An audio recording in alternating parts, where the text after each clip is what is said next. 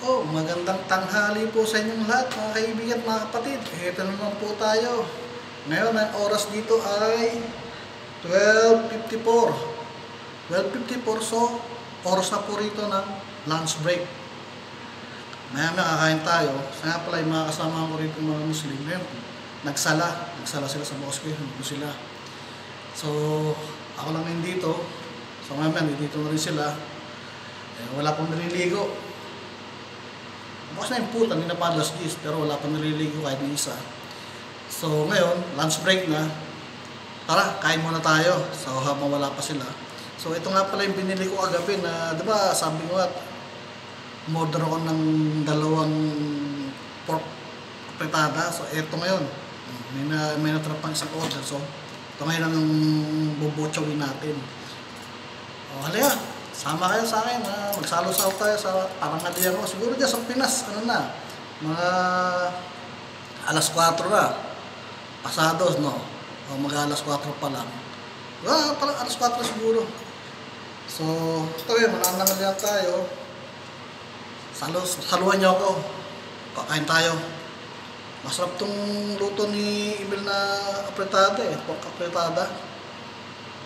Tara, kain tayo.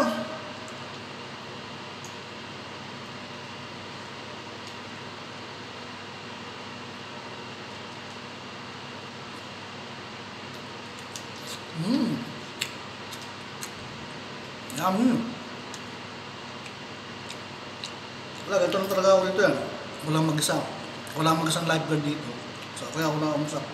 Araw ngayon ng Biyernes ngayon dito, hindi po yung mga kasama ko. Last ng pasok ngayon. Pero ako meron. Ang hindi po kasi araw ng Lunes. Ang hindi po araw ng Lunes. Tama ka ito.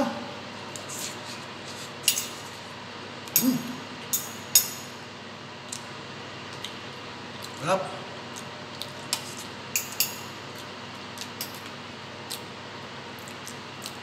Ngayon na lang wala nakatip talaga ng baboy. Kasi naman nakalipas na linggo, nakakabili. Pag tinatamad na magluto, mayroon na to. Total, ako lang naman magsa. Bili na lang ako daw. Bumibili na lang ako ng mga ready-made, yung naluto ko ulam na. So magkasahin lang ako. Yun na. May rice cooker naman, so dito na sa rice cooker. Ayun.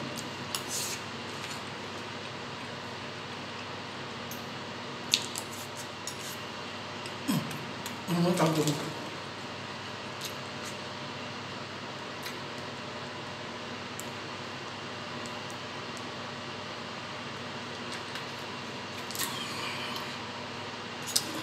Rap.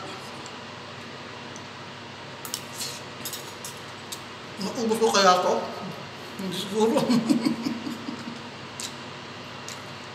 Hindi na ako maubos ko.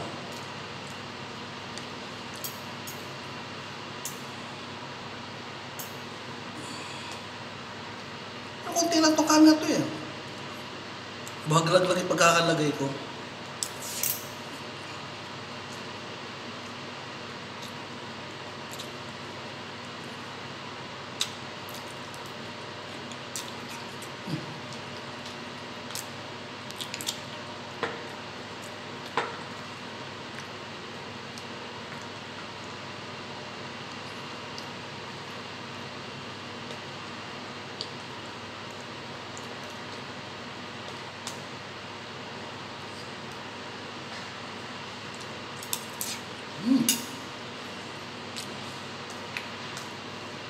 Sarap.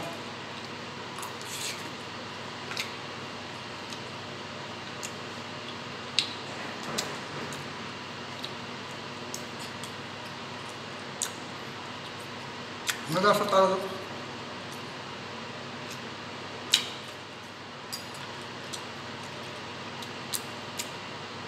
Pala Emil, para sa'yo ha. Ang sarap ng luto mo. The best kung magluto talaga. The best. Salamat ha.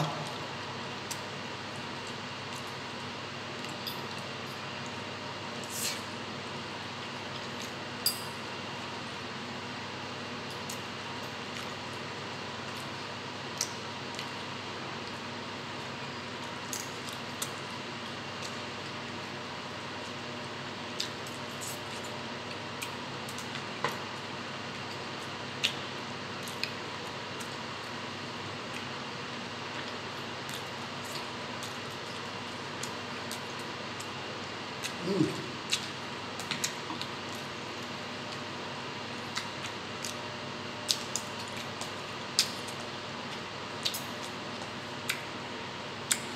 Kasi ako, may pagkamasala lang sa pagkain. Sa baboy, sa isda. Depende sa pagkakaluto. Pag sinabawan, walang luya, hindi lagyan luya. Pag natikman ko, medyo lansa na ko, yung kinakain niya. Kasi, gusto lang sa akin, hindi ako mabubusog. Talagang iiwan ko. Inom na ako ng tubig, tapos kakain ako ng tinapay. Yun lang ako. Itong kaiman, masarap. May luya kasi.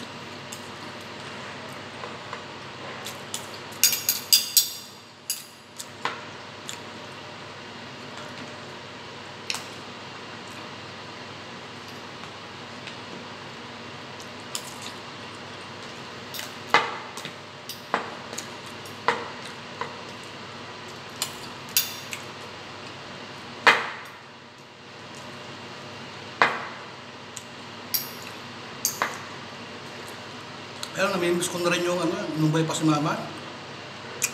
Mga luto ni mama, puro gata. Sarap, mga gata ni mama, lahat yung gatang langga, gatang puso, gatang tulingan, gatang tilapia. Ang sarap.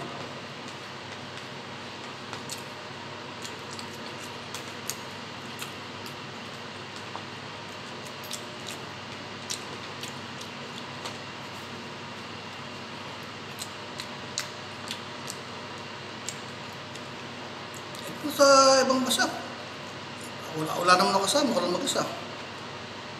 So kung ano maisipan kong kainin, bibiling ko, yun, kainin ko, shawarma. Tapos itong ulam, tapos sa Filipino restaurant, Gino Ron, yun, ordering ko, paluto ko, yun. Sabi ko, tapos kain, ganun lang ako.